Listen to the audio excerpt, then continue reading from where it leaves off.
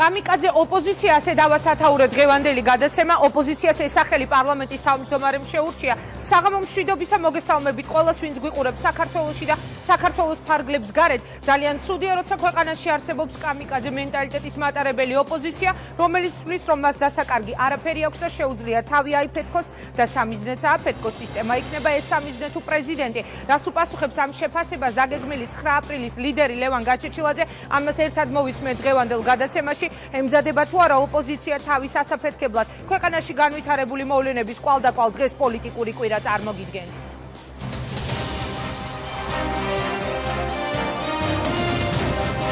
ძალიან ცუდია, როდესაც ქვეყანაში არსებობს კამიკაძე მენტალიტეტის მატარებელი ოპოზიცია, შემთხვევაში იქნება ეს სისტემა თუ პრეზიდენტი, ოღონდ ის სამიზნე ააფეთქოს და შეუძლია თავი აიფეთქოს. კამიკაძე ოპოზიცია და გადამწყვეტი ბრძოლა ხელისუფლებისთვის. სააპრილო პოლიტიკა დღეს პირველი არხის პირდაპირ ეთერში ზუსტად 20 საათზე.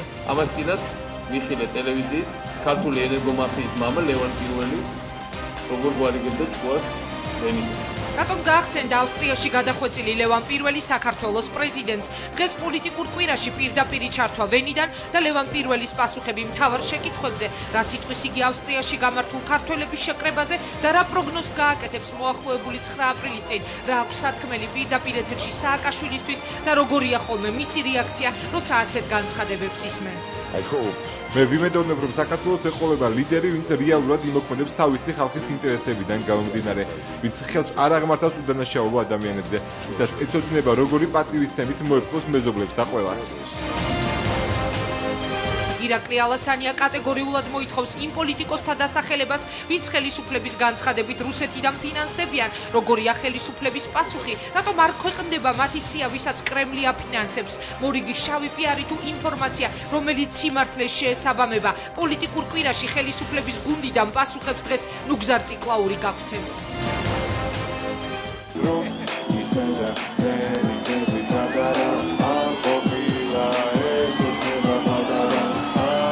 მათი გზები საბოლოოდ გაყოფილია, არანაირი მოლაპარაკება, არანაირი დიალოგი, მიშა უნდა წავიდეს, ასეთია ოპოზიციის ვერდიქტი. ჩვენ ვერ ჩაგვაჩოჩებთ! ვერა! კონკრეტულად როგორ და კონკრეტულად როდის აპირებს სააკაშვილის გაშვება სახლში და მართლა იგეგმება თუ არა კვლავ მისი კანდიდატურის დაყენება საპრეზიდენტო არჩევნებში, თუ ეს არჩევნები დაინიშნება, რა სიტყვის ახალ ინიციატივაზე საპარლამენტო მოდელის შესახებ, რა სიტყვის გამოცხადებულ და აქამდე გამოუცხადებელ საბრძოლო გეგმებზე და რა შეიძლება იყოს კომპრომისი, რომელზეც სიტუაციის გამწვავების შემთხვევაში ოპოზიცია ხელისუფლებასთან წავა. დღეს პოლიტიკურ კვირაში მთავარ თემებზე პასუხებით მოусმინეთ ლევან გაჩეჩილაძეს. მას შესახებ ვიწყებ ლევან პირველის ჩართვით ავსტრიიდან მისი თემა სააკაშვილისთვის როგორც ჩანს აქტუალური ვენაში გამართული ქართველთა შეკრების შემდეგ გახდა. მოდით ერთად მოусმინოთ რა პასუხს გასცემს მიხეილ სააკაშვილს მის წინააღმდეგ გაკეთებულ განცხადებაზე, რომ რევანშისტებს საქართველოს დაბრუნება უშუქობასა და კრიმინალში აღარ გამოუვათ. ამას წინათ მიხილე ტელევიზიით ქართული ენერგომაფიის მამა ლევან პირველი როგორ გვარიგებდა თქვას ვენიდან. ეს არის ნამდვილი კრიმინალი, რომელიც გამო და მის თავრობაში დაკავშირებული ხალხის გამო საქართველოს იყო ჩაბნელებული 10 წლეულზე მეტის განმავლობაში. ისინი აკეთებდნენ ფულს დენის მაქინაციებზე და იმაზე, რომ ჩვენ ციოდა და ჩვენ გქონდა სახლები ჩაბნელებული. გააკეთეს ასობით მილიონი სხვა თუ არაფერი ღიცით, ზისით ახალგაზრდა ბიჭი მოკლა თავის მეუღლის თვალწინ, ყველა მაჩვენებელი ამაზე იყო. ყველაფერი ეს შერჩა გაიქცა ვენაში და იქიდან აპირებს თურმე საქართველოს მოაჯდეს ხელახლა. სხვადასხვა მაქინაციების გამოყენება. ნურას უკაცრავ. რევანშისტებს საქართველოში იმათ ვისაც უნდა ჩაგვაბნელონ, დაგვაბნელონ უშუქობაში, უგზოობაში, კრიმინალში, უბედურებაში. ეს ის საქართველო აღარ არის და მათ ეს ნამდვილად აღარ გამოვა. მაშასე ლევან პირველი ავსტრიიდან პირდაპირ ეთერში მე მას მივესალმები ბატონო ლევან ძალიან დიდი მადლობა რომ იღებს მონაწილეობას ჩვენს გადაცემაში ძალიან დიდი ხანია ლევან პირველს პირდაპირ ეთერში არ უსაუბრია გისმენთ მოდი დავიწყოთ თქვენ უკვე მოისმინეთ მიხეილ სააკაშვილის კომენტარი ბოლო პერიოდში თქვენი თემა კვლავ აქტუალური გახდა საქართველოს პრეზიდენტმა თქვა რომ რევანშისტებს და კრიმინალებს აღარ გამოუვათ საქართველოს დააბრუნონ სიბნელეში რა სიტყვით თქვენი კომენტარი როგორია სამშვიდობისა ინგა მივესალმები ყველას ყველა მომენატრა საქართველოში თქვენს და თქვენი გადაცემაც. დიდი მადლობა. რაც ეხება პრეზიდენტის გამონათქვამს, მე საერთოდ ვთვლი, რომ პრეზიდენტები ესე არ უნდა ლაპარაკობდნენ, ესეთ განცხადებებს არ უნდა აკეთებდნენ. პრეზიდენტებს უამრავი ინსტრუმენტი აქვთ ხელში, ინსტიტუციონალური და მით უმეტეს ის პრეზიდენტები, რომლებსაც პრეტენზია აქვთ, რომ აშენებენ დემოკრატიულ ქვეყანას, უნდა გამოიყენონ ის ინსტიტუტები, რომლებიც ამტკიცებს ადამიანის ბრალს. და ეს მიხეილ სააკაშვილის სტილი იყო, ესეთი პიარით მოდიოდა მაგი, ერთ-ერთი პიარის შემადგენელი ყოველთვის მე ვიყავი მაგის არსენალში. და როგორც ჩანს, ჭკუა ვერ ისწავლა და ისევ ისე აგზელებს. რა ინსტიტუტებზე საუბრობთ, ბატონო ლევან, ეგებ დამიკონკრეტოთ, ანუ რას ამბობთ, რომ თუ ხართ დასაჭერი, უნდა დაეჭირათ ლევან პირველი, თუ რაზე გაგვიყვართ? რა თქმა უნდა, არსებობს გამოძიება, არსებობს სასამართლო, არსებობს რაღაც საპარლამენტო კომისიები, უამრავი ინსტრუმენტი არის სახელმწიფოს ხელში, რომელიც მარტო კი არ ისურვებს ესე სიტყვებს, არამედ რაღაცას დაამტკიცებს და პრეზიდენტს ის არ ეკადრება, მაგრამ ჩვენ პრეზიდენტთან კი არ გვაქვს საქმე. ჩვენ გვაქვს საქმე პათოლოგიურ მატყუარასთან. და მე ერთხელ მქონდა ამ კაცთან პირდაპირ ეთერში ამ თემებზე ლაპარაკი და მე იმას დავამტკიცე ეკალხოფერიასთან და დიდი სიამოვნებით თუ დამიჯდება, მაგას კიდე დავამტკიცებ თელ მაგის ტყუილებს. ეს გამორიცხულია რომ დაგიждეთ ახლა პრეზიდენტი დებატებზე, მაგრამ თქვენ ხართ ახლა პირდაპირ ეთერში და მე გისვამთ ასეთ კითხვას, რას ეთყოდა ლევან პირველი ავსტრიიდან ახლა მას პირდაპირ ეთერში, ვიდრე მე შემდეგ კითხვას დაგისვამ, თუ კი გაქვთ რაიმე მისთვის სათქმელი. მაგას ბოლოში ვეთქვი ჩვენი საუბრისას, მაგრამ მე მინდა მოკლედ გავცე მაგას კი არა, თქვენ და საზოგადოებას პასუხი იმ ბრალდებებზე, რაც მაგან დაიძახა. ძალიან მოკლედ. პირველი მართლა ეს ტრაგიკული ამბავი რომ მოხდა.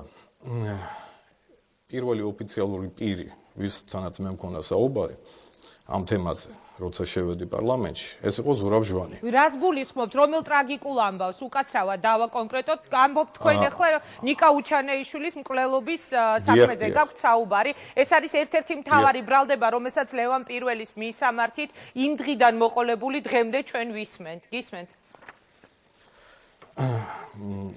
მე და ზურაბი დავჯექით და ზურაბმა მითხრა ესეთი რამ. თუ თვლი რომ შენ მართალი ხარ და თუ მართალი კაცი ხარ ამ საქმეში, მოიხსენ იმუნიტეტიო და მიეცი გამოძიებას საშუალება, რომ ბოლომდე გამოიძიოს მაგ საკითხი. მე ჩემი მხრიდან გაძლევ სიტყვას, რომ მე სამართლიანად მოვიქცევი და სამართლიან პოზიციას დავიკავებ. ბევრმა მითხრა, რომ ნუ ენდობიო, მაგრამ მე ვენდე ზურაბს მოიხსენი იმუნიტეტი, გამოძიება რეალურად დასრულდა, აბსოლუტურად ყველანაირად შეუწყე ხელი გამოძიებას. და ზურაბმაც თავისი სიტყვა შეასრულა. მით უმეტეს, რომ ეს შეტევა მიდიოდა მაგის გუნდის წევრებისგან ჩემს მიმართ. კი, მაგრამ გამოძიების დასრულება ლევან პირველისთვის თქვა, თუ კი ამ კონკრეტულ თემაზე ვისაუბრებთ, არ იქნებოდა ძალიან რთული. ქართული სასამართლო დღეს აბსოლუტურად კონტროლირებადია, თუმცა არანაკლებ კონტროლირებადი იყო იგივე შევარდნაძის დროს. ანუ ლევან პირველისთვის არ იქნებოდა რაიმე მსგავსი პრობლემა მისთვის სასარგებლოდ რომ გადაწყვეტა ზდომოდა მას ქართული სასამართლოსი. არ დაგავიწყდეთ, რომ ის გუნდი, რომელიც მე მიტევდა, ეს იყო სააკაშვილი, რომელიც იუსტიციის მინისტრი იყო მაშინ. და ეს იყო ბადრი ბიწაძე, ნინო ბურჯანძეს ქმარი, რომელიც იყო გენერალური პროკურორის პირველი მდივანი და ამავე დროს იყო პირველი მოადგილე უკაცრავად და ამავე დროს იყო სამხედრო პროკურორი, ვინც უშუალოდ იძიებდა მაგ საქმეს. მე ამათ ხელში ვიყავი და ზუსტად მანდ დამიცვა ბატონმა ზურაბმა, უпростоოდ დაიცვა სამართლიანობა რა როგორც იყო. გამოძიება დასრულდა. მაგის მერე დაინიშნა დახურული კომიტეტის ხდომა პარლამენტში, სადაც გამოძახებულები იყვნენ გენერალური პროკურორი გაბრიჩიძე იყო, სამხედრო პროკურორი და პირველი მოადგილე მისი ბადრი ბიწაძე და დაძახებული იყო ყველა ის დეპუტატი, ვისაც ეჭვეეპარებოდა მაგ საქმეში. ეს ხდომა იყო დახურული, იმიტომ რომ თვითონ პარლამენტის თავმჯდომარე უკვე ნინო ბურჯანაძე იყო და ეთყობა არ აინტერესებდა რომ გახმაურებულიყო რითი დამთავრდებოდა ეს ხდომა და დამთავრდა იმით რომ დაიდო დოკუმენტი სადაც მე საერთოდ არ მქონდა წაყენებული არც ერთი ბრალდება ეჭვმიტანილიც არ ყოფილა მაგ საქმეს. ანუ თქვენ ამტკიცებთ რომ თქვენ არ მოგიყვართ ნიკა უჩანიშვილი? უკაცრავად თუ შეიძლება კონკრეტულად მიპასუხეთ და მე შემდეგ კითხვაზე გადავალ ბატონო ლევან. მე საერთოდ არ მქონია ეს ბრალდება წაყენებული და საერთოდ ეჭვმიტანილიც არ ვიყავი ამ საკითხთან დაკავშირებით. ეს იყო მარტო პიარი, რომელსაც აკეთებდა მიხეილ სააკაშვილი და მისი გუნდი. ეს დოკუმენტი არის ნებისმიერი გაზეთი, რომელიც მომართავს, მე მაგათ მივცემ და გამოაქვეყნონ, დაბეჭდონ ეს დოკუმენტი და ხელსაწერს მაგას ბადრი ბიწაძე. დღეს კი იძახიან, რომ მაგინი სხვადასხვა გუნდში არიან. მე მაგის არ მჯერა, მაინც ერთი სანათესაოა. რისი არ გჯერათ, რომ ბურჯანაძე და სააკაშვილი არიან სხვადასხვა გუნდში, ბატონო ლევან? არ მჯერა. რატომ არ გჯერათ? ამბობენ, რომ ვენაში თქვენ გქონდათ ქალბატონ ნინოსთან შეხვედრა, რამდენად შეესაბამება ეს სიმართლეს? არა. რატომ არ გჯერათ? ქალბატონი ნინო გამოდის დღეს და არის იმდენად მკვეთრი, იმდენად რადიკალური, რომ ძალიან ძნელია ეჭვი შეიტანო, რომ დღეს იგი ვთქვათ სააკაშვილის გუნდშია კვლავ. ფაქტია, რომ ეს ადამიანი ძალიან მკვეთრად დაუპირისპირდა დღევანდელ პრეზიდენტს. ქართულ პოლიტიკაში მე ისეთი ტრიკები მაქვს ნანახი, რომ არ გამეკვირდება არაფრის.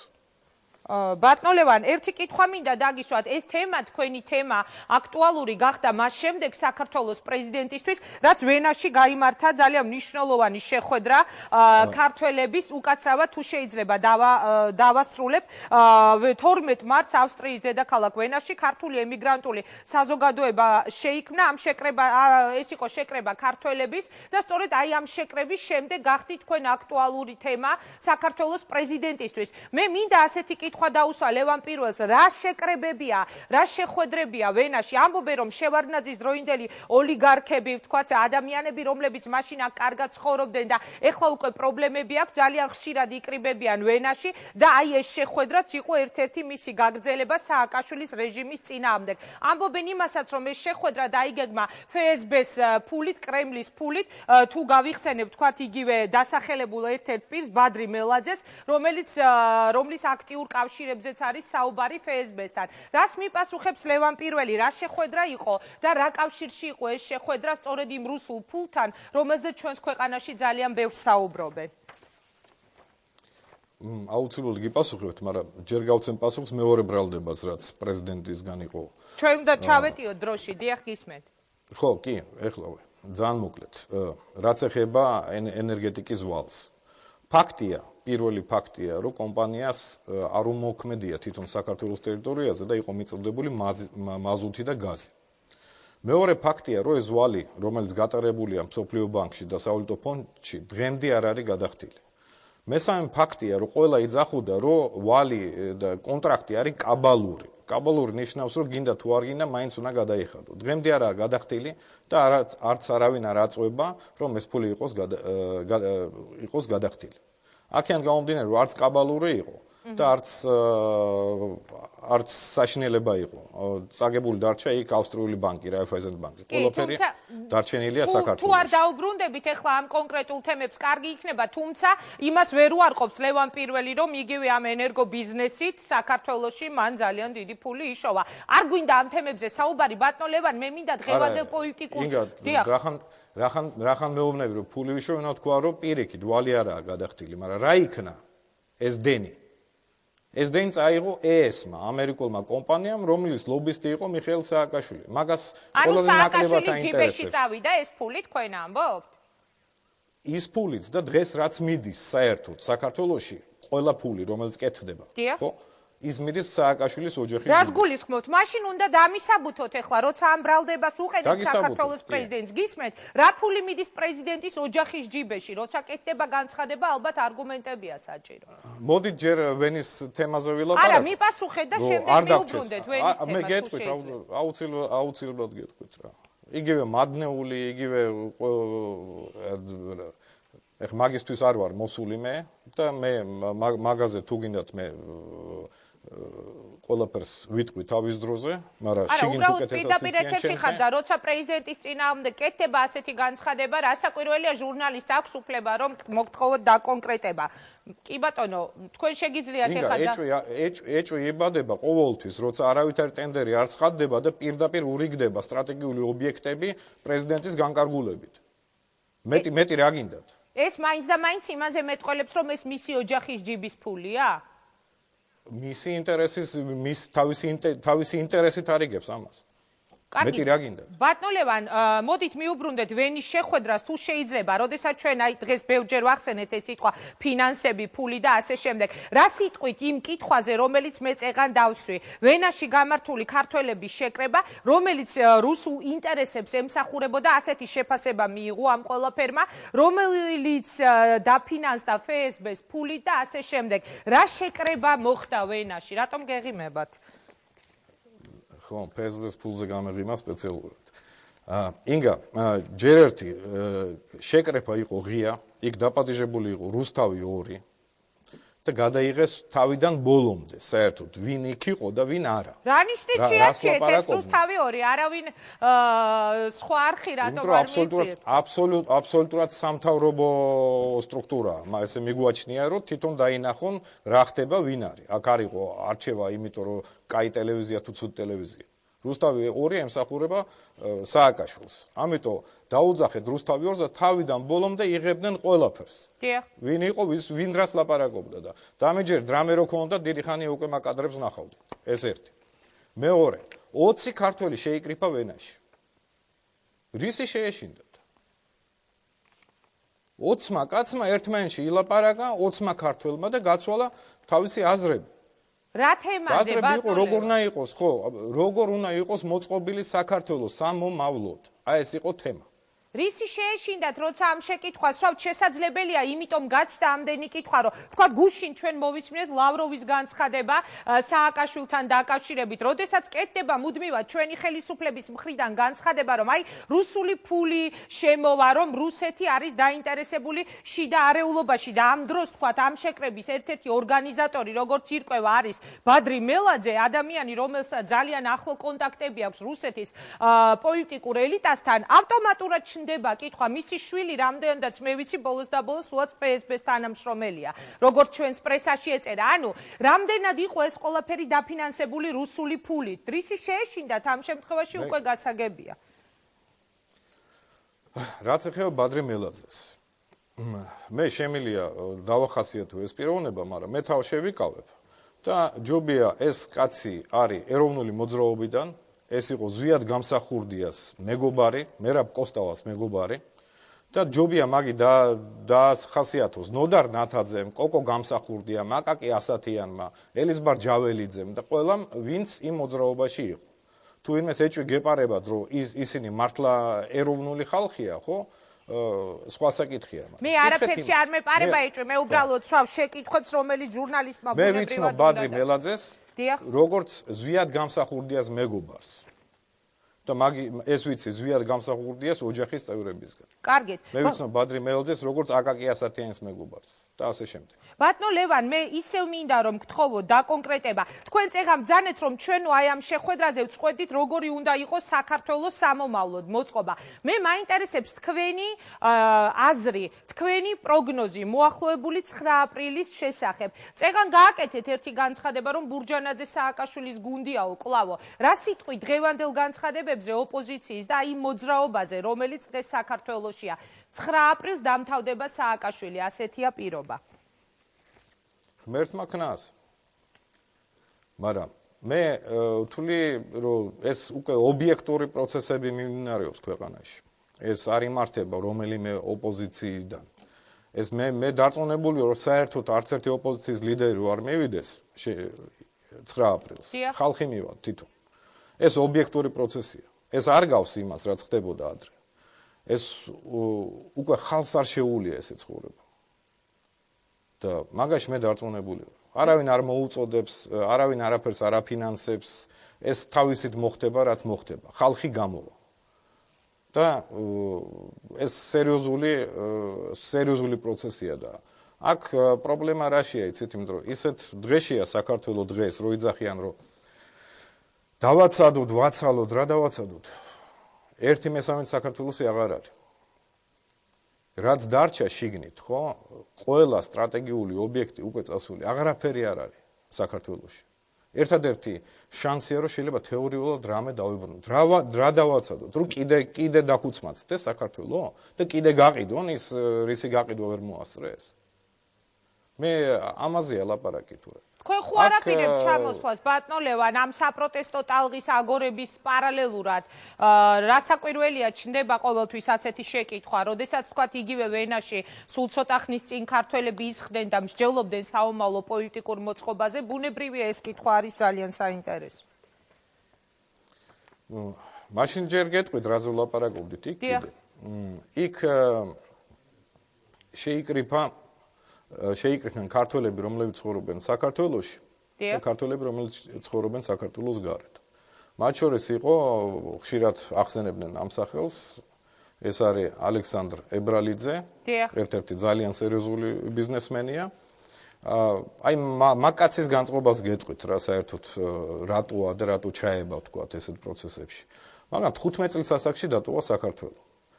და ნამდვილად არ იყო ინტეგრირებული საქართველოში მიმდინარე პროცესებში, არც ბიზნესში და არც არაფერში, მაგრამ მაგი და სხვა მრავალი იდენტიფიცირებას თავისას აკეთებს ქართულ ნაციასთან. და ანუ მოხდება მათი მხრიდან რესურსის ჩადება, ბატონო ლევან, მოდი დავაკონკრეტოთ, პოლიტიკური პროცესებისთვის საჭირო ფული თუ შეიძლება, დიახ. არა, პოლიტიკური პროცესებია სხვა საკითხია. დღეს ნაცია დგას საშიშროების წინ. დღეს როცა თქვენთან არაჩვენებენ იმ კადრებს, აქ ევროპაში სულ ატრიალებენ გაქცეულ პრეზიდენტს, შეშინებული სახით რომ დაეხეთქება მიწაზე და დაცვა რომ დააწვება ზევიდან. გწვენია ჩვენ ქართველებს ამისი აქ. ყველა ქართველს ხვენია. და ეს ქართველები, ვინც საუბრად ცხოვრობდნენ და არ ეხებოდნენ, ამათ უკვე შელახული აქვს ყველაფერი. ამათმა გადმოიტანეს თვითონ რა ტიპებიც არიან, რა ლაჩრებიც არიან. ეს ხასიათი მიაბეს სახელმწიფოს და უკვე სახელმწიფო ჩანს ესე, აი იმ სილაჩრეთი რა ლაჩრები არიან თვითონ. კარგით. ამან გააღვიძა უამრავი ქართველი. უამრავი ქართველი. მიდის სამზადისი, გააღვიძა უამრავი ქართველი და რა იქნება შემდეგ? გაღვიძებული უამრავი ქართველი. დიახ. ხო, შეიქმნა კონგრესი. შეიქმნა ევროპაში, დარეგისტრირებული ავსტრიაში და ამ კონგრესში მოგროვდება სერიოზული კაპიტალი. მაგრამ მე გაძლევთ სიტყვას, იქნება მარტო ქართული კაპიტალი. უცხოეთში მცხოვრები ქართველები, ბიზნესმენები, ძალიან სერიოზულები, ალბათ ცოტა ხანში დაემატება ან მე მექნება უფლება და მაგათ სახელს დავასახელებ, ქმნიან ძალიან სერიოზულ ფინანსურ ფონდს. რისთვის? თუ შეიძლება ეს მაინტერესებს. პირველი იმისთვის, რომ ქართული იდეა ამოიწიოს წინ. ინგა დღეს ევროპაში ზის ციხეებში ქართველები ზუსტად იმდენი, რამდენი ზიან საქართველოში. წარმოვიდგენიათ რა ციფრია? გასაგებია. 20-25 000 კაცის ციხეში. იცით რატო? ჩამოდიან და ბარდებიან. რომ საჭმელი ჭამო. მაგას არავინ არ აჩვენებს აგ რა ხდება. ეს არის დიდი უბედურება რა. ნაცია მართლა გაწყვეტის პირას არის. და ეს კაპიტალი რისთვის ბატონო ლევან კონკრეტულად მიპასუხეთ? კაპიტალს აქვს ორი მიმართულება, რითიც დაიხარჯება ეს კაპიტალი. პირველი, ეს არის ქართველების ხელშეწყობა. საზღვარგარეთ. ეს არის მათი გაერთიანება და მათი დასაქმება. და კაპიტალი სერიოზული ამას მოახერხებს. მეორე, ეს კაპიტალი არის განთავისუფლებული სააკაშვილის ზეწოლისგან. ქართული ბიზნესი ვერ აფინანსებს თავისუფალ აზრს.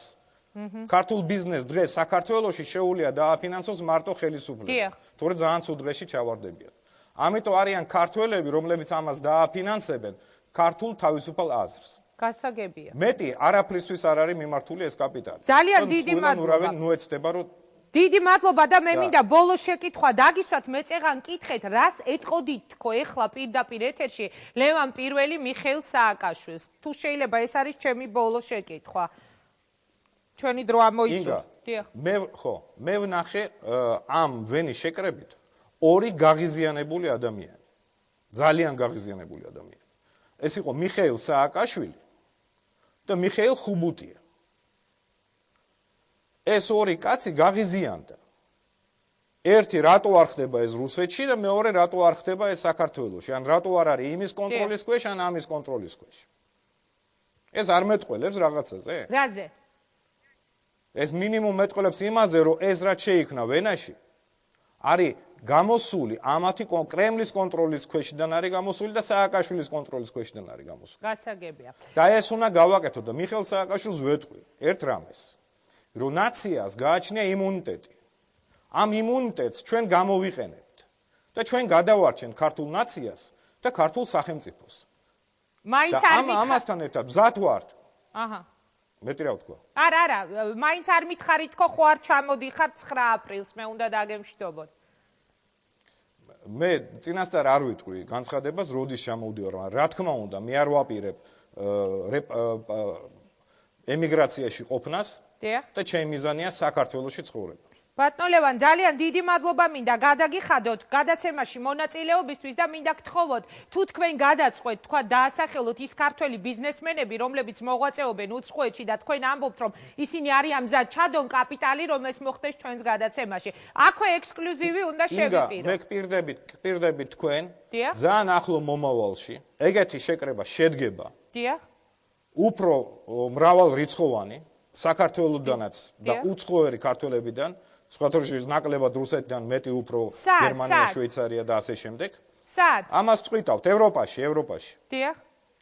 და პირადად თქვენ დაგპატიჟებთ და იმ გადამღებ ჯგუფს, რომელიც თქვენ დაგაინტერესებთ. ძალიან დიდი მადლობა. მე სიამოვნებით გავაშუქებდი და გავარკვევდი რა კაპიტალზე არის საუბარი. ძალიან დიდი მადლობა ბატონო ლევან. წარმატებებს გისურვებ. ნახვამდის. მაშასე ეს იყო ლევან პირველი, თქვენ მოусმინეთ მას პირდაპირ ეთერში. ამ კვირის ერთ-ერთი მთავარი თემა ირაკლი ალასანიას მიერ სწორედ პრეზიდენტის სახელზე გავრცელებული მიმართვაც იყო. ამ თემასთანაა სწორედ ეს თემა ინფორმაცია კავშირში.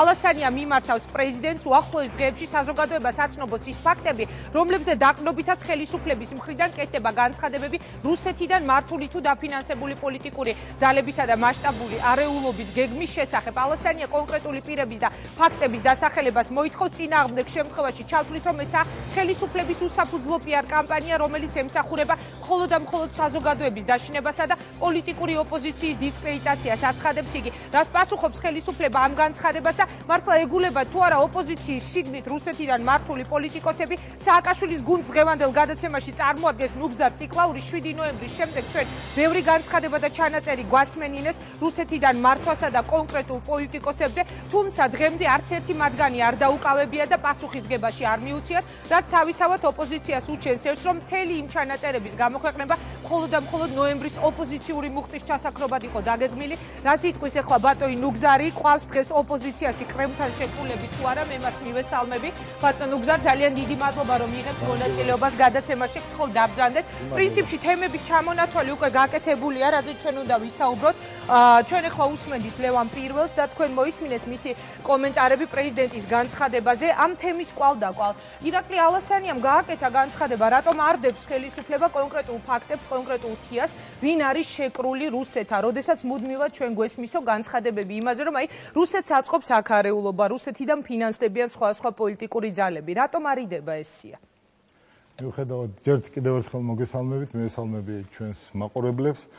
მიუხედავად იმ დინამიზმისა, რაც ამ გადაცემას აქვს, არანაკლებ დინამიურ თემას, დღეს ქართველებმა დაამარცხეს რუსები მოგეხსენებათ რაგვიში და ეგეთ დაძაბული თამაში მე მგონი საერთოდ არ მიყურებია. ფიქრობ რომ თავარი ლოზუნგი ჩვენი ძალა ერთობაში არის, აი ამ თამაშთან დაკავშირებითაც გამოვიდა. არა, ნამდვილად არ უბრალოდ ეს არის ყველას გამარჯვება ცხადია და როცა ვამბობ ძალა ერთობაშია, ვამბობთ არა იმას, რომ ძალა ხელისუფლების ერთობაშია მხოლოდ, არამედ ძალა არის ყველა ქართველის ერთობაში და მინდა მთელ საქართველოს მიულოცო ეს. მე შემოგიერთებით მოდით ამ მოლოცვაში, ძალიან ესეთია დაძაბულია ეთერი, მაგრამ ეს არის ნამდვილად ის ფაქტი, რომელიც სიამოვნებით უნდა აღინიშნოს. მეც ულოცავ ჩვენს გუნდს გამარჯვებას, ეხლა კი კონკრეტული პასუხი კონკრეტულ შეკითხვაზე თუ შეიძლება. რატომ არიდება ადამიანთა სია, რომლებიც ვთქვათ ხელისუფლების განცხადებით მუშაობენ რუსეთზე? უპირველესად უნდა ვთქვა, მე უსმენდი, ნაწილობრივ უსმენდი ბატონი ლევან პირველის გამოსვლას. ну რაღაც მცირე ნაწილი ვერ მოვისმინე მართალია, მაგრამ ეს უნდა ითქვას ცალსახად, რომ ლევან პირველი არის სიმბოლო იმ დროის და განსახიერება, გნებავთ პერსონიფიცირება ერთ-ერთი პერსონა იმ დროის, როდესაც ადამიანების სიმდიდრის ერთადერთ წყაროს წარმოადგენდა სხვა მოქალაქეებისათვის წართმეული ფული.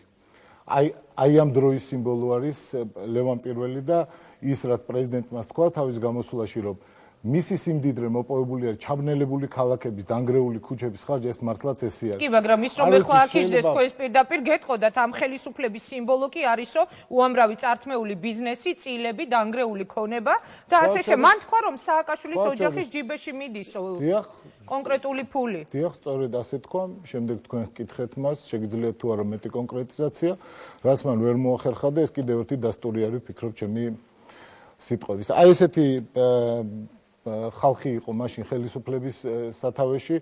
ეხლა არ ვიცი რამდენად მნიშვნელოვანი არის ვისაუბროთ იმ ძალიან ცინიკურ სქემაზე, როგორიცაც შოულობდნენ ფულს, ეს იყო ასე, რომ იღებდნენ ბანკს ფულს რომელიმე დასავლური ბანკიდან, ვითომ მაზუთის შესასყიდად, შემდეგ გამოიმუშავებდა ჩვენი სრესი ელექტროენერგიას, ამას ყიდიდნენ თურქეთში, ხოლო თელასი აფორმებდა თითქოს ამადამ საათის რაღაც პერიოდში რომელიმე თბილისის უბანს ან საქართველოს რომელიმე ქალაქს მიეწოდებოდა ელექტროენერგია. აი ესე დაგროვდა, თქვენ კითხეთ მას საიდან დაგიგროვდა თუ ეს ფული და რასაც ასევე ამ კაცმა არის და პასუხი. მაგრამ ერთი რამ არის, რაც თქვენი შეკითხვის ერთგვარი პასუხიც არის და ესეც ლევან პირველის ვაგეთაგან გაჟღერდა. კერძოდ კი ეს გახლავთ ის, რომ მან პრაქტიკულად დღეს თქვენს პირდაპირ ეთერში დაადასტურა, რომ დიახ არის კაპიტალი და დიახ ეს კაპიტალი მიმართული იქნება გარკვეული მიმართულებით. მაგრამ ეს კაპიტალი არისო ქართველი ბიზნესმენების, რომლებსაც აქვს ღირსება შელახული იმ ყველაფრის გამო, რაც ხდება ქვეყანაში. სწორედ ახლა მივადექით იმ თავარ თემას, სწორედ ეს ხალხი იყო შეკრებილი ვენაში, ყველანაირად სცადა საერთოდ ძალიან საწყალობელი არის თვით რენეგატიც კი, როდესაც ესეთი უსუსურია, ყველანაირად სცადა, რომ ბადრი მელაძე, ხომერიკი და კიდე ის რამდენიმე ადამიანი დაეკავშირებინა ეროვნულ მოძრაობასთან, დაეკავშირებინა მერაბ კოსტავასთან, ზვიად გამსახურდიასთან, მაგრამ სინამდვილეში ბადრი მელაძე და ხომერიკი არიან ადამიანები, რომლებიც ჩარშან აგვისტოს ომის შემდეგ, აგვისტოს დაბომბების შემდეგ და ქართველი ჯარისკაცების და მშვიდობიანი მოსახლეობის განადგურების შემდეგ შეხვდნენ მედვედევს და პუტინს. და სწორედ აი ამ შეხვედრაზე გადაუხადეს მადლობა მათ იმ პოზიციისათვის, რა პოზიციას მათ აქვს კავკასიასთან და კერძოდ საქართველოსთან მიმართებით. ესენი არიან ადამიანები, რომლებმაც გამოაგზავნეს ომის შემდეგ წერილი მისწერეს ოს ხალხს და ხარდაჭერის წერილი იყო ეს წერილი და უთხრეს, რომ თქვენ რუსეთმა მოახერხა და დაგიცვათ ქართველი კაციჭამია ფაშისტის სააკაშვილისაგან. ეს ხალხია, რომელიც ჩვენი დაბომბების შემდეგ უხდიდა მადლობას ჩვენს დამბომბველებს. ანუ რომ დავაკონკრეტოთ, ბატონო გზარ, როცა ხელისუფლება ამბობს, რომ რუსეთის ინტერესების გამტარებელი ხალხი არის ოპოზიციაში, გულისხმობთ მათ და არა იმ ოპოზიციას, რომელიც ეხლა აპირებს საპროტესტო ტალღის აგორებას სააკაშვილის გადადგომის მოთხოვნით. დავაკონკრეტოთ თუ შეიძლება. იცით რა, მე ვერ დავაკონკრეტებ ახლა ამას, ნამდვილად მე პირადად არ მაქვს არანაირი ინფორმაცია, ვინმე იღებს თუ არა კონკრეტულად რაღაც თანხას და თან მოგეხსენებათ, რომ ეს რომ ძიცოდე რაღაცნაირად ყურმოყვრითაც, ხო, ამის დამადასტურებლად კიდე რაღაც სხვა საბუთები იყვნენ. ადამიანმა ვინც გააკეთა ამის შესახებ განცხადება, ვფიქრობ უფრო მეტი იცის, ვიდრე მე ამასთან დაკავშირებით და ეს კითხვაც მის მიმართ არის და არა ჩემს მიმართ.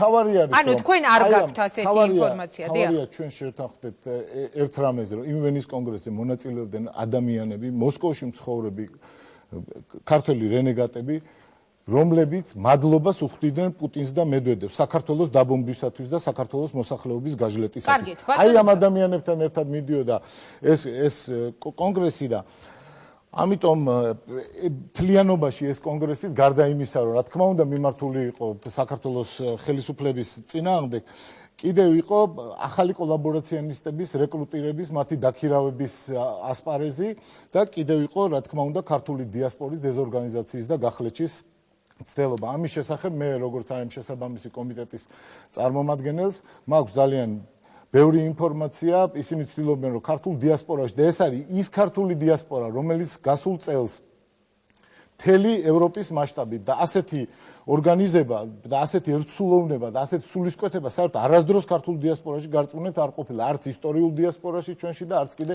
იმ ხალხში, რომლებიც 90-იანი წლების შემდეგ წავიდნენ საქართველოდან. და ეს არის ხალხი, რომლებიც გამოდიოდნენ ერთსულოვნად ქართული სახელმწიფოს იდეის მხარდასაჭერად, საქართველოს დასახმარებლად და აი სწორედ ადამიანები, რომლებიც პირიქით გამოდიოდნენ, პირიქით ხარს უჭერდნენ ჩვენ დამბომბველებს, ეხლა ცდილობენ ათასნაირი მაქინაციებით შეიტანონ დეზორგანიზაცია ჩვენი დიასპორის ცდილობებში და ჩვენ საუბრობთ ადამიანებზე, რომლებიც მინდა ყველა იმ ადამიანს მივმართო, ვინც ეხლა ევროპაში ცხოვრობს და ვინც წარმოადგენს ჩვენ დიასპორას. საბედნიეროდ ჩვენი დიასპორა წარმოადგენს არა მხოლოდ ქართულ კულტურას, არა მხოლოდ ქართულ ისტორიას, მხოლოდ ამის წარმომადგენელი აღარ არის, როგორც მრავალი წლის განმავლობაში ხო. ეს არის კიდევ თუ გნებავთ ძალიან ორგანიზებული პოლიტიკური ძალა, ძალიან ორგანიზებული პატრიოტული ძალა, რომელიც საქართველოს იმედად და მწეთყავს დასავლეთ ევროპაში და აგრეთვე მსოფლიოს ყველა ქვეყანაში. თუმცა ჩვენ ახლა საუბრობთ თქვათ ერთ კონკრეტულ შეკრებაზე და დღევანდელი გადაცემის თემას მინდა ასევე ერთ-ერთ მთავარ თემას მიუბრუნდე. როგორი განწყობა აქვს ხელისუფლებას? ძალიან ცოტა დრო რჩება 9 აპრილამდე,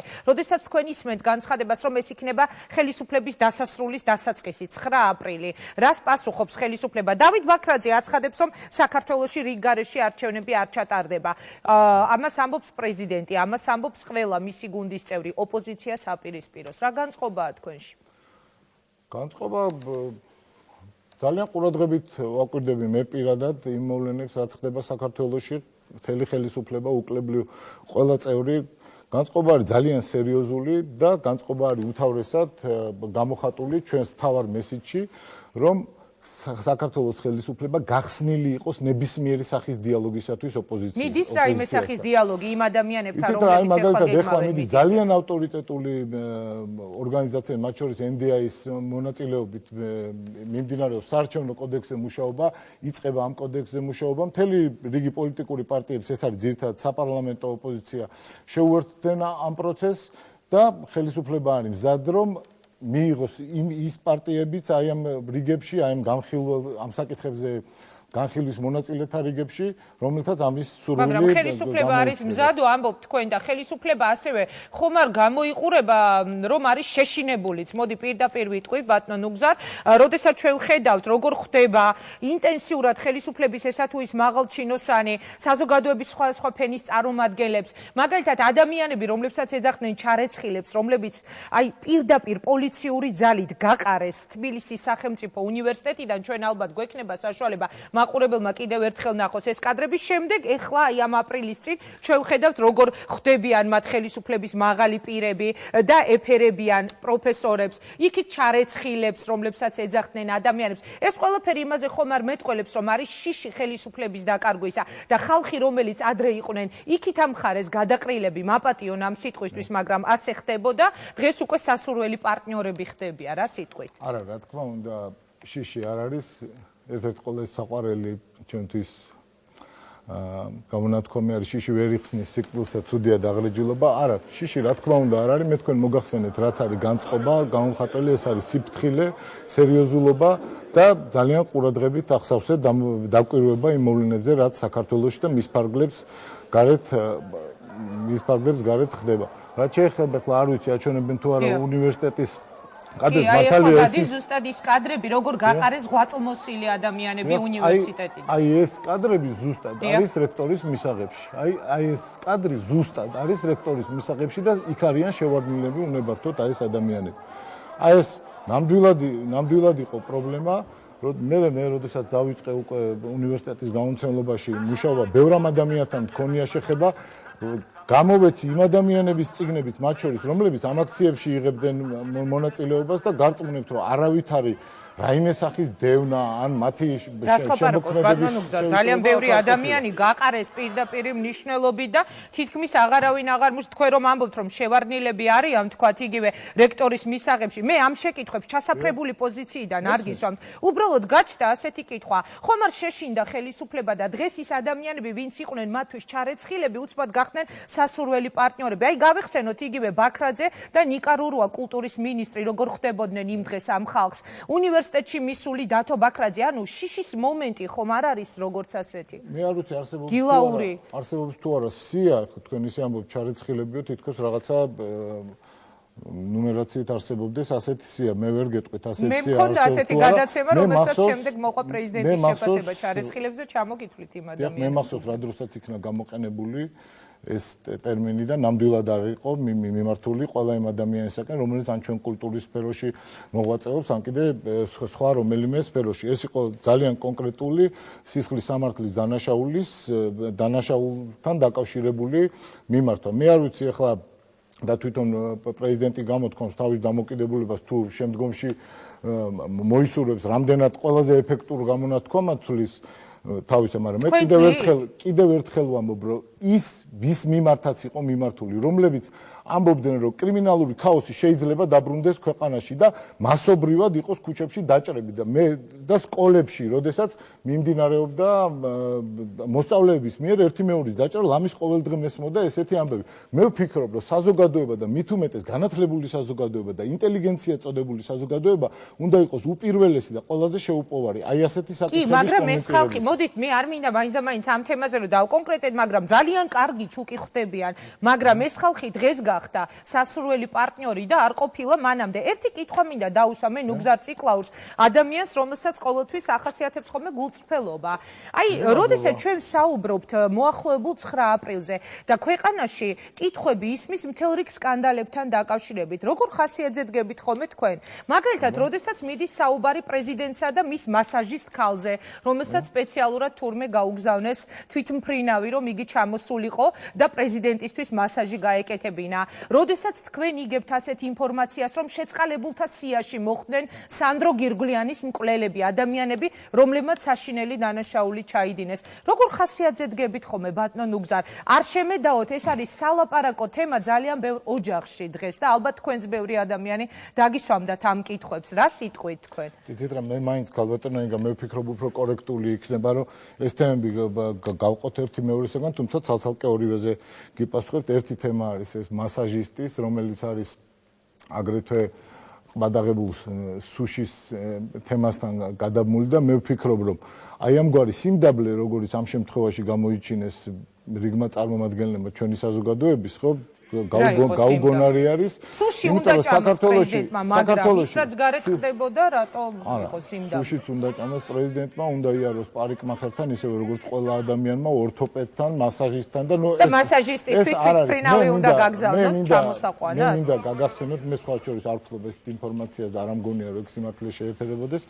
მაგრამ აქ თავარი არის რომ საქართველოში იყო ერთი პერიოდი დაახლოებით 100 წლის წინ როდესაც ილია ჭავჭავაძეს პალტოს გულისათვის ახალი პალტოს გულისათვის დევნიდა ლამის მთელი ისე რა ვქვია პრესა იყო ასეთი გაზეთები საქართველოში დევნიდა ჩვენ ყველას კარგად გვახსოვს 15 წლის წინ ორი ნახმარი მერსედესისათვის როგორ ისე რა ვქვია აღმოხდა რაღაც ზნეობრივი ყიჟინა მთელ ზნეობრივი თუ არაზნეობრივი მთელ ქართულ საზოგადოებას მაგრამ ის რომ გასტრონომიამდე მისულიყვნენ ხო ნუ ამის პრეცედენტი ნამდვილად არ ყოფილა და მე მინდა მიულოცო იმ ადამიანებს ვინც სხვა შორის ვინც იქ აქციას აწყობდა სხვა შორის რახან ესეთი ინტერესი არსებობს აი იმ დღეს პრეზიდენტის შეხვედრა იყო იქ კიდევ 3 ადამიანი და მათ შორის ერთი იყო ძალიან ცნობილი ჰიპი ესე ჰიპი კი არა ეს ჰიპი ბავშვთა კვების ძალიან დიდი მაგნატი მე ვიფიქრე რომ ეხლა ახალ სკანდალს ხედავდით მასაჟისტის და სუშის შემდეგ ჰიპთან დაკავშირებით ძალიან დიდი მაგნატი რომელმაც თქვა რომ ამ შემოდგომაზე საქართველოში მოწეული მსხლის და ვაშლის ხილის თელ მოსავალს შეიძინეს მისი კომპანია და როდესაც აი ესეთი რამ ხდება გარეთ ამ დროს ხომ ეს ჩემთვის როგორც ადამიანისათვის განა როგორც პოლიტიკური პარტიის წარმომადგენლისათვის ან და ამ სფეროში საქმიანობის გამწევი კაცი როგორც ადამიანისათვის ეს არის ჩემთვის სრულიად აუხსნელი და სრულიად გაუგებარი მით უმეტეს რომ არასოდეს არ დაუკვირვები ვარ ჩვენი მოწინააღმდეგე პოლიტიკური პარტიების არც კოსტიუმებს, არც ქუდებს და არც კიდე მეც გეტყვით ბატონო გზარ მე შევესწარი ამ ფაქტს ბარნოვზე სულიად შემთხვევით მოვხდი მე იმან შეიძლება არ გამაკვირვა პრეზიდენტმა სუშიც უნდა ჭამოს ადრეც თქვი ეს და ყავაც უნდა დალიოს და ყველგან უნდა შევიდეს მაგრამ იქ მე ვნახე იმდენი პოლიციელი მომიტევეთ მაგრამ 7 ნოემბერი გამახსენდა ასეთი მობილიზება პოლიციელების პატრულების ყველა ეზოში იქვე მიმდებარე რაც იყო ეზოები მართლა გეუბნები ჩემი თვალით ვნახე იყო უამრავი პატრული და შემდეგ ყველაზე ცუდი რაც მოხდა ტელევიზიებმა არ გააშუქეს ართული მაესტროს და კავკასიას ანუ აი რაღაც ხელოვნური დაძაბვა სიტუაციის შესულიყო და ეჭამა რა საჭირო იყო ამდენი პატრული ვთქვათ დაახლოებით მე როგორც ვიცი 50 თუ 70 ისე შიშზე გეკითხებით ძალიან აგრესიული ადამიანი რომელიც ყუროდა რა თქმა უნდა ასე დროს როდესაც ხდება საზოგადოებრივი წესრიგის დარღვევა და ბლოკირებული არის ლამის ისე რა ვქია პრეზიდენტი მის სტუმრებთან ერთად რა თქმა უნდა ეს არის დაუშვებელი და ეს ასე უნდა იყოს თქვენ უკვე მეორედი შესახებ ხელისუფლების მე გარწმუნებთ რომ ბევრი სიყვარულს არ მეთქათ კი არა მაგას არ გეტყვით მაშინ სხვას გეტყვით იგივე სახელი შიში არა არის სიყვარულსა თან ხოლო ჩვენ რახან სიყვარული გაქვს ჩვენი სამშობლოს შიშიც ნაკლებად არის ჩვენ შორის არ არის რა თქმა უნდა არავითარი შიში ხელისუფლებაში და თუ ну შეგვიძლია რახან თქვენ გსურთ რომ თუ არის რაიმე შიში ეს არის შიში იმისა რომ არ მოხდეს საქართველოში რაიმე სახით სტაბილურობის შერყევა აი ეს არის ჩემი ბოლო შეკითხვა ვიდრე ჩვენი დრო ამოიწურება რაც აუცილებლად შემდგომ როგორც ჩვენ ვიცით იწვევს კრიმინალურ ანარქიას რომელიც შემდეგ იწვევს სრულიად გაუთვლელ დაპირისპირებებს მე შეგნებულად ელოდებით რომ დესტაბილიზაცია მოხდება იცით რა მე შეგნებულად წამოვიღე რამდენიმე ოპოზიციური პოლიტიკური პარტიის გამონათქვამი აი ხარი ეს განცხადება ამ ხელისუფლებას განვიხილავთ როგორც მტერს შინაურ მტერს რომელიც საგარეო მტერზე უარესია ხოლო მტერს ისე უნდა მოექცე როგორც მტერს ან სხვა განცხადება რომ ნიურნბერგის პროცესზე უნდა წარდგენ რომ დიალოგს ვერ განვიხილავთ პოლიტიკური საქმიანობის საუკეთესო ფორმად მე მესმის უკვე რომ შეიძლება იყოს ჟურნალისტების დევნა პუბლიკაციებისა და სიუჟეტების გამო და განსაკუთრებით ეს გამოითქმება იმ ჟურნალისტების მიმართ რომელთა ეს სიუჟეტები მათ არ მოსწონთ მე უკვე მოვისმინე რომ სასამართლო გადაწყვეტილებების გამო შეიძლება მოხდეს მოსამართლეთა დევნა ეს მითიურ პოსტსააკაშვილისეულ პერიოდში ინერგება ქსენოფობია და ემუქრებიან ინვესტორებს სულ უფრო ხშირად მესმის რომ არაბი ინვესტორი ვიღაცა ჩინელი მოიყვანეს ვიღაცა ის აი ეს ისა რა ქვია სხვა ერებისადმი სიძულვილი რაც აგრეთვე არასდროს ძალიან ტოლერანტული ჩვენი ხალხისათვის არ იყო დამახასიათებელი და კიდევ გუშინ მოვისმინე რომ გეგმავენ პოლიტიკური ზოგიერთი პარტიის გაუქმებას მათ შორის ნაციონალური პარტიის გაუქმებას აი ეს არის გზა ერთ-ერთ პოლიტიკურ თოქ-შოუში თუმცა თვითონ არ ეძახიან მას პოლიტიკურ თოქ-შოუს ნერვებს გიშლით ხო ეს პოლიტიკური თოქ-შოუ როგორც თქვენ უცნობის საკანზეა თვალწების ძალიან ისეთი ბევრი ხუმრობის საგანი სხვა შორის ერთი ყველაზე საინტერესო რაც აღმოვაჩინე რომ უყურებს ყველა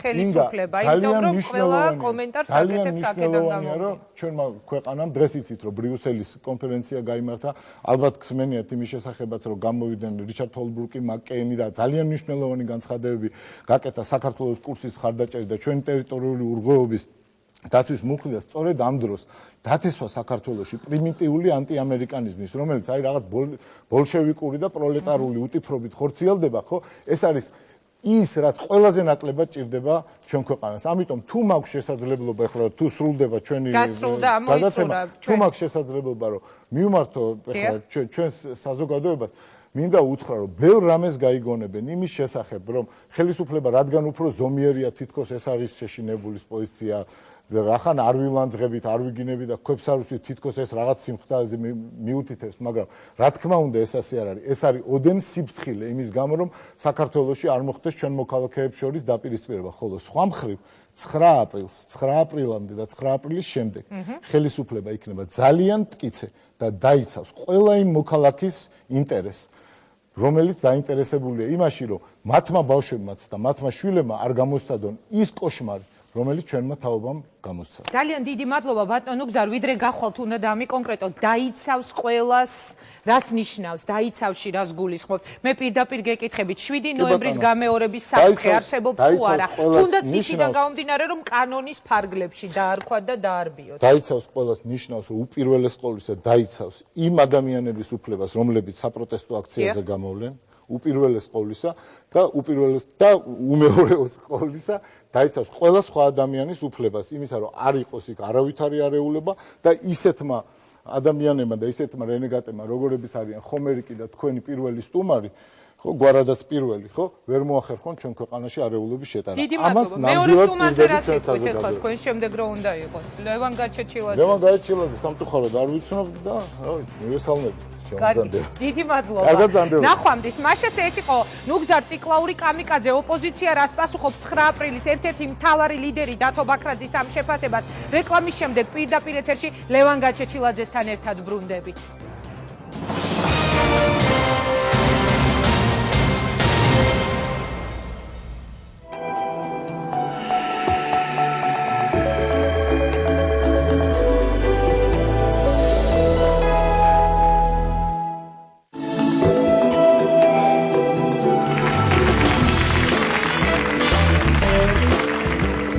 დღევანდელ გადაცემასა და ამ სტუდიას მთლიანად ჩემპიონატს ვუთხოვთ.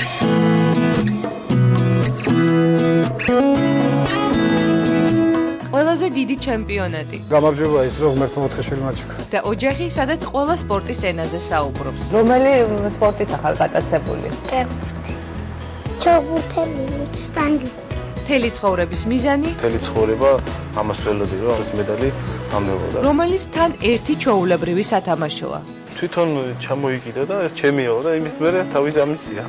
სხვა გაგზე უნდა დადგეთ და მოიტანოთ სახში ოქროები. აი ესე. მოდი ეს. მან შესახელაშტო.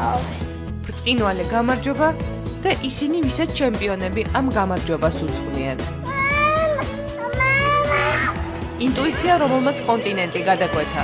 რო დამირეკა დაწების წინ, ხარი რომ ოლიმპიური ჩემპიონი ხარ არინერვიულად. და ცოლის ყველაზე ძვირფასი საჩუქარი გამარჯვებულისათვის.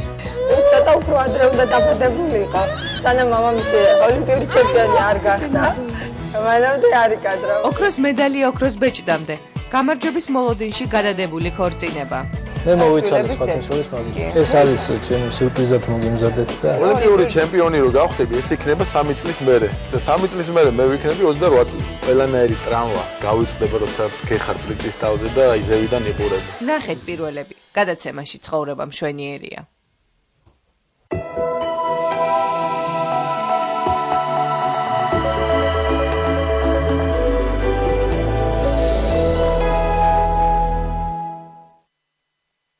პირველი არხი და იბერია წარმოგიდგენთ.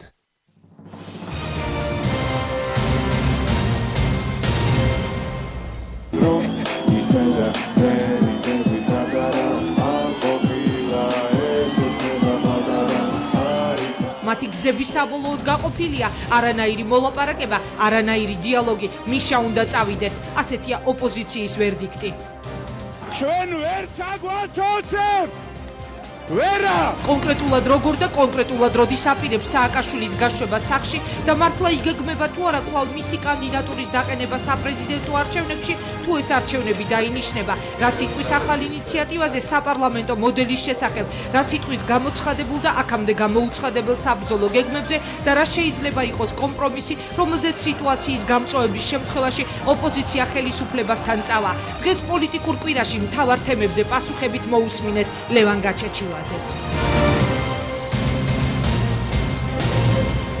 მაშასე ლევან გაჩეჩილაძე იქნება ჩვენი გადაცემის შემდეგი სტუმარი. ბატონო ლევან, ძალიან დიდი მადლობა რომ იღებთ მონაწილეობას გადაცემაში. გთხოვთ დაბრძანდეთ. ამ ბოლო პერიოდში კულუარებიდან გამოდის ინფორმაცია, რომ თუ გადადგება სააკაშვილი და დაინიშნება ვადამდელი საპრეზიდენტო არჩევნები, ოპოზიცია, რომელიც დღეს არის თქვენს გარშემო გაერთიანებული, საპრეზიდენტო კანდიდატურად დააყენებს კვლავ ლევან გაჩეჩილაძის კანდიდატურას. რა სიტყვით ამაზე? უკვე მიიღეთ თუ არა გადაწყვეტილება? თავიდან იყო რომ თითქოს იყო ნინო ბურჯანაძე, ირაკლი ოქრუაშვილი ასე შემდეგ ასე შემდეგ და აი ბოლო პერიოდში ძალიან დამაჯერებელი ინფორმაცია გაჩნდა რომ ეს ისევ თქვენ იქნებით. თუ გადადგება რასაკვირველია? ჯერ ესეთი გადადგება აუცილებლად, არავითარი თუები აქ არ იქნება, იმიტომ რომ ეს ეჭირდება ჩვენ ქვეყანას.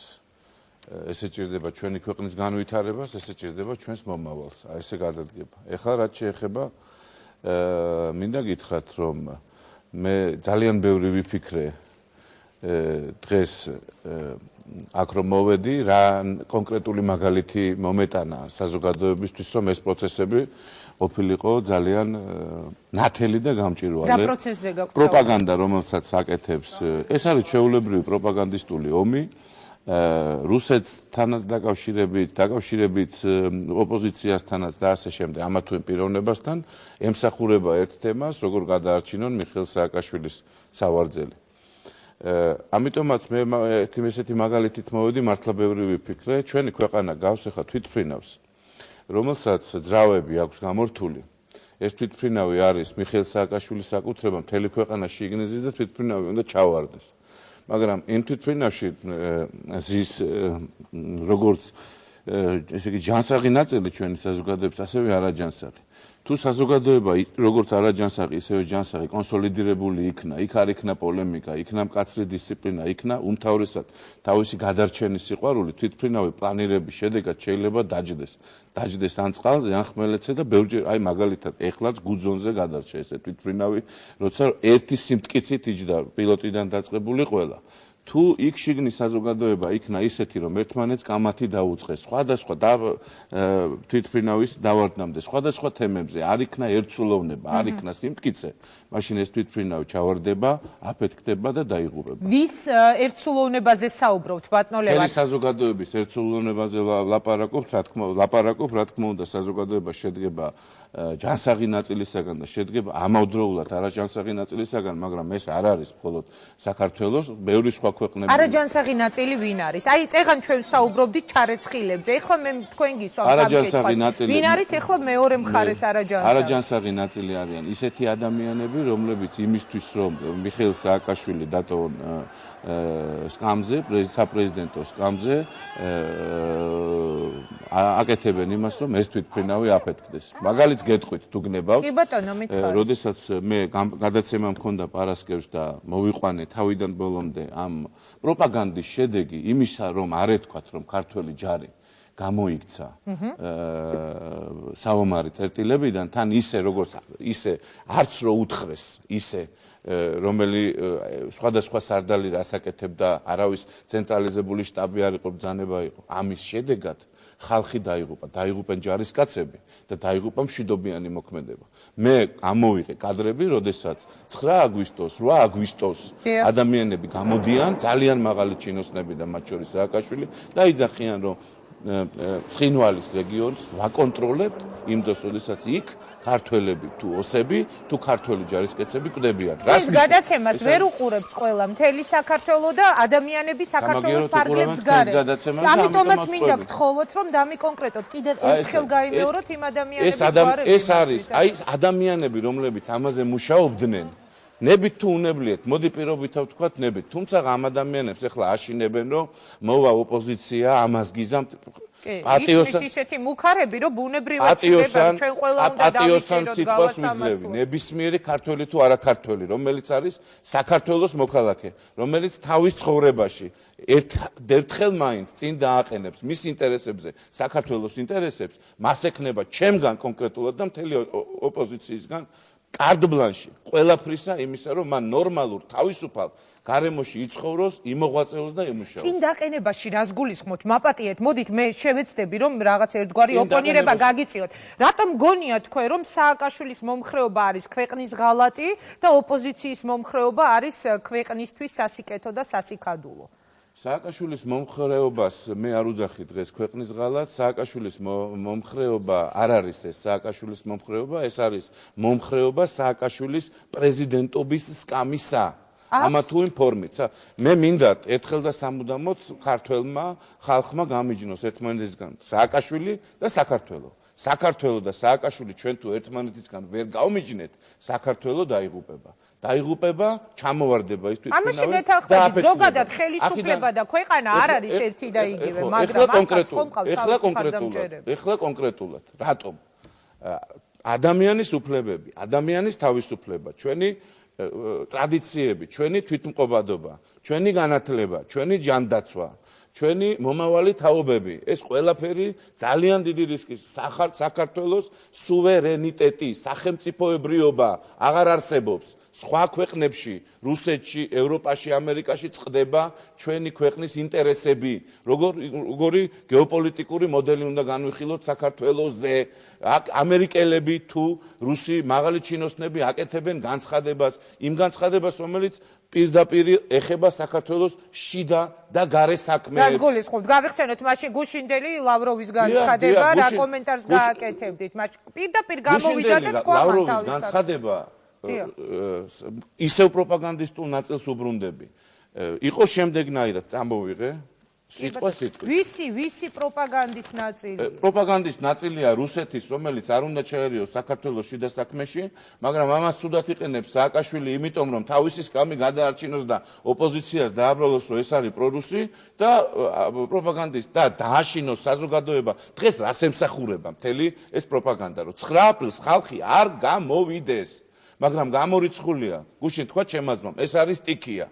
სტიქიის შეჩერება ლავროვს იმას რა ქვია მეტ ბრაიზას, რომელიც ისეთივე ჩარევით 2003 ვინ კითხავს, კაცო, მეტ ბრაიზას, მე ქართველი ხალხი როდის გადავწყვიტავ, ქართველი ხალხი არა მე, ლევან გაჩეჩილაძესთან ერთად. თუ არავინ არ კითხავს, რატომ ხდება მაშინ ოპოზიცია? აი ასეთ რამეზე თუ კი გიფიქრია, თუ არავინ არ ეკითხება, რატო უნდა შევხვდე, რატო უნდა ესე მივიყვანეთ საქმე. აქამდე მივიყვანეთ საქმე. ამას ნიშნავს სუვერენიტეტის დაკარგვა. შენ და შენს ხელისუფლებას არაფერს ვერ გეკითხებიან და ისეთ განცხადებებს აკეთებენ. ეს განცხადებები მე ამ ხელისუფლების პროპაგანდის ნაწილი ხდება. კი, მაგრამ ლავროვმა ხომ გააკეთა ეს განცხადება. ეხლა მოდით გავიაროთ. ჟურნალისტის განდებით, მე ჟურნალისტიკაში ცოტა გამოვშიშაკდი.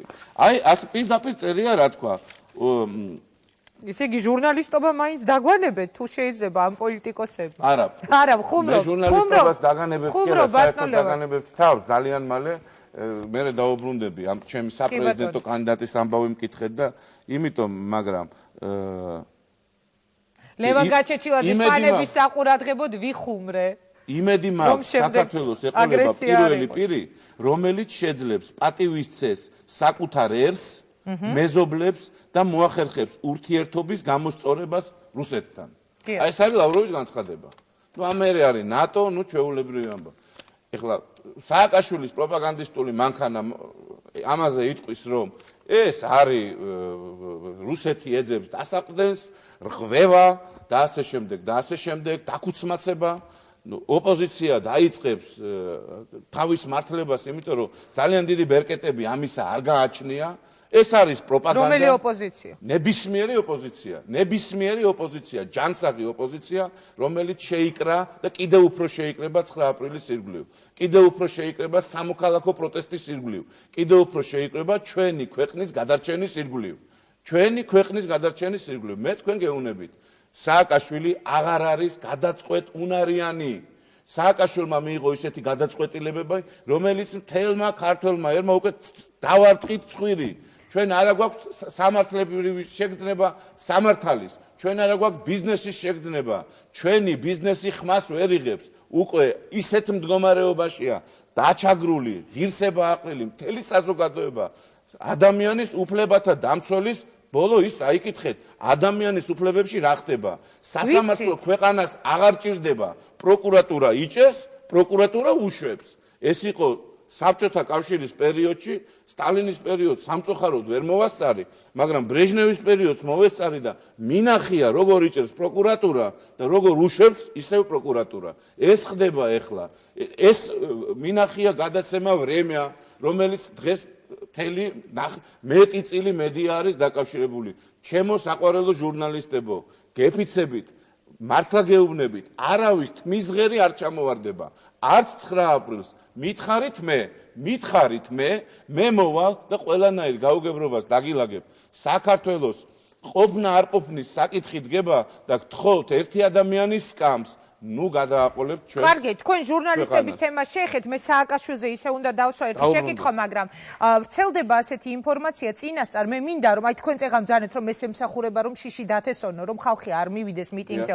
ასევე ვრცელდება ერთი ინფორმაცია, რომელიც ან უნდა უარყოთ, ან უნდა დაადასტუროთ ეთერში, რომ თითქოს 9 აპრილს იგეგმება ტელევიზიების პიკეტირება. ძალიან მძიმეა ბატონო ლევან ჟურნალისტებისთვის იმის მოსმენა, თქვათ როგორ აგინებენ, როგორ ლანძღავენ და როგორ ადანაშაულებენ მათ. მე გეუბნებით ამას ძალიან ბევრი ჩემი კოლეგისგან მოვისმინე. ისინი შესაძლებელია არ იყვნენ თქვენი მტრები, მაგრამ ავტომატურად განაწყოთ ამ განცხადებებით, ხომ მტრებად დაუშვათ. მართლა იგეგმება თუ არა ტელევიზიების პიკეტირება, რაღაც შეჭრა, შესაძლებელია ამასაც ხელისუფლება გივრცელებთ, იმიტომ რომ ჟურნალისტებიც დარაზმონ თქვა თქვენს წინააღმდეგ. რა სიტყვით? ძალადობა არ იგეგმება. პიკეტირებას ვერ დავარქმევ ძალადობას. რა თქმა უნდა, მithქვია რომ საზოგადოება, ხალხი ვინც იქ გამოვა, არ უნდა უსმინოს ერთ და იგივეს, რასაც უსმენს წელიწად ნახევრის განმავლობაში. ხალხი უნდა იყოს თანამონაწილე საქართველოს მომავლისა. ხალხი უნდა იყოს თანამონაწილე ზეიმისა, სააკაშვილის მშვიდობიანად წასვლისა ამ ქვეყნიდან. რა თქმა უნდა, პიკეტი თუ არ იქნა, ხალხი თანამონაწილე ვერ იქნება. ანუ ტელევიზიების პიკეტირება იქნება, მაგრამ არ იქნება ძალადობა. არავითარი ძალადობა არ იქნება.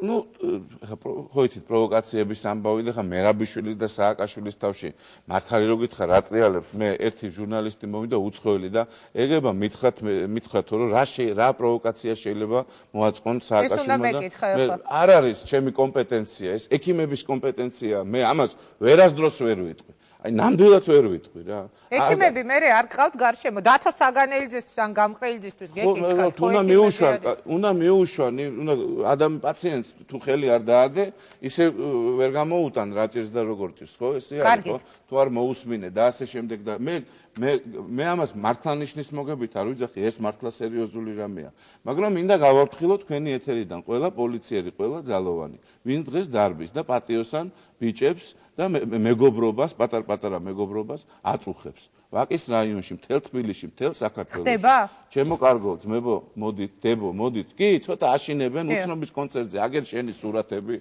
ისა ყველაფერი ხო იცი როგორც არის აი სურათი გვაქვს შენი იქ რა გინდა კიდე გახვალ დაგიჭერთ ამას ჩაგიგდებთ იმას ჩაგიგდებთ ეს არის ბრძოლა სიმტკიცისა ეს არის ბრძოლა გამძლეობისა პატარა ბიჭებო, კაი კაცებო, კაი ქართველებო, თუ არა ქართველებო, მოდით ჩვენთან, მოდით ჩვენ სტაბებში. გითხარით ჩვენ ეს ამბავი და ეს იქნება იმ წუთშივე ამოძირკული. ამ პოლიციელების, ამ უსუსური ხალხის, ამ ლაჭრების მოქმედება იქნება ჩვენის მხრიდან შეჩერებული. ჩვენ ბევრად უფრო მზათა ვართ, იმიტომ რომ ბევრად უფრო მეტი გამოცდილება გვაქვს შარშანდელთან შედარებით. ამ გამოცდილებიდან გამომდინარე, უნდა გკითხოთ.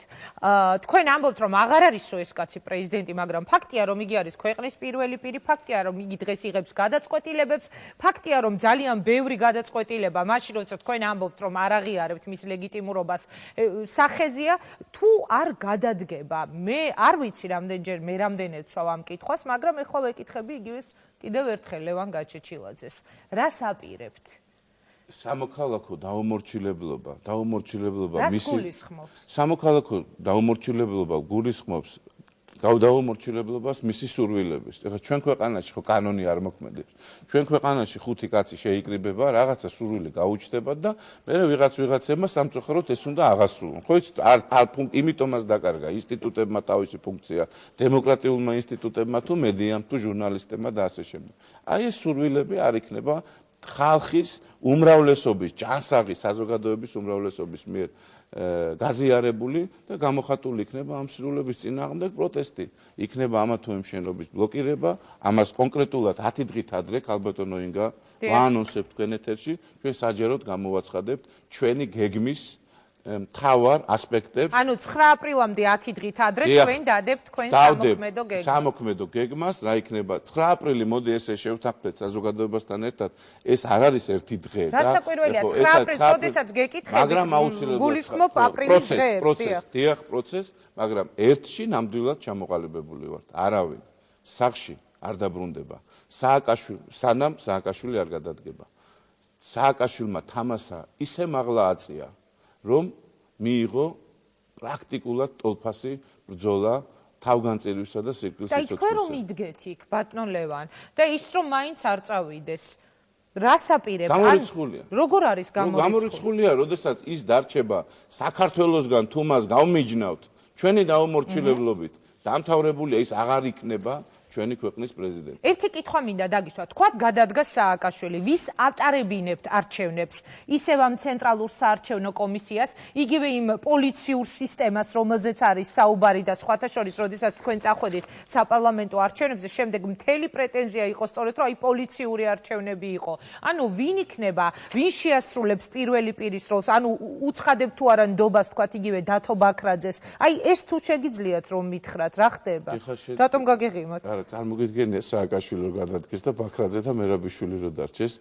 საქართველოს პარლამენტში უხვად არიან ვიცე-სპიკერები, ვის თავზედაც მთელი ეს რევოლუციები გადასულა ეხლა. ანუ პატა დავითაია? იგი წერეთელი რა ვიცი, მაგრამ ამას მითხრა ადამიანი, რომელიც ყველა პროცესს და ყველა პროცედურას და ყველანაირ სიტუაციას ერგება, მაგრამ ეს არ ნიშნავს, რომ ეს ესე იქნება. არა, მართლა ვის გამოუცხადებთ ნდობას, როგორ უნდა ჩვენ მუშაობთ იმაზე, რომ გადადგომის შემთხვევაში რა იქნება ის ნაბიჯები, რომელიც საქართველოს არჩევნებისთვის და შემდგომი სხვა სიკეთეებისთვის გადაიდგმება და ამასაც 9 აპრილამდე ადრე გაიგებს ჩვენი საზოგადოება. ეს ძალიან საინტერესოა, იმიტომ რომ ხალხს აქვს უფლება იცოდეს, რაც აპირებს ოპოზიცია. აუცილებლად, მაგრამ რაც შეეხება საპრეზიდენტო კანდიდატს, ვერ გიპასუხეთ, იმიტომ რომ ხო ვერ გიპასუხეთ, ფაქტია კითხვა დამისვიდა. ხო, რა ვიცი, მე მეგონა რომ გაეკეცით პასუხს. არა, ამ პასუხს არ გავეკეცი. იმ თვითმფრინავში ზის მთელი საზოგადოება. და საპრეზიდენტო კანდიდატურები არ არსებობს. აი მას თუ პლანერით ჩვენ დავსვამ ზღვაზე ისე რომ ყველა გადავრჩებით და დამთავრდება სააკაშვილი. მე იყოს ჯანსაღი კამათი, გინდაც კონცეპტუალური. თქვენ იქნებით თუ არა ერთ-ერთი კანდიდატი, თუნდაც.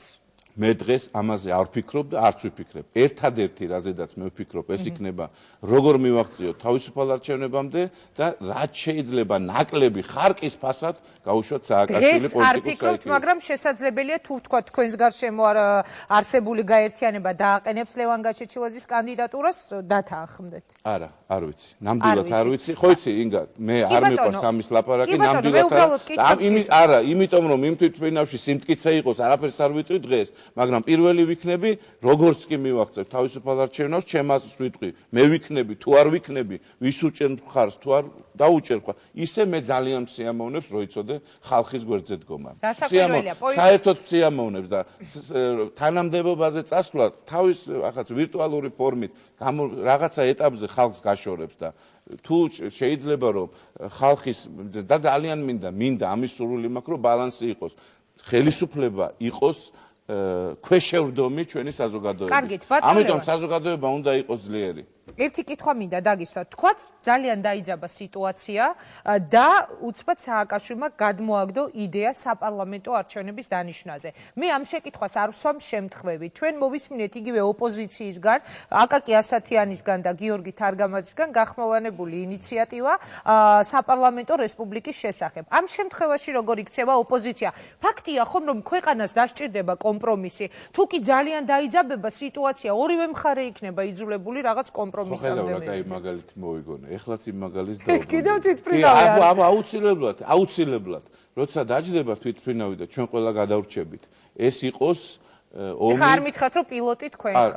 არა, ჯანსაღის საზოგადოების სიმტკიცეა ამის პილოტი პირობითად რა. პირობითად. სხვათა შორის სააკაშვილიც იგზის, მაგრამ უკვე გარიყულია იმ სიტუაციისგან, იმიტომ რომ მისი მეშვეობით გამოირთო იქ ძრავები რა. ყველა მთელი საქართველოს იქ. მე უბრალოდ ნებისმიერი ბრძოლა ეს იქნება კონცეფციების ირგვლივ.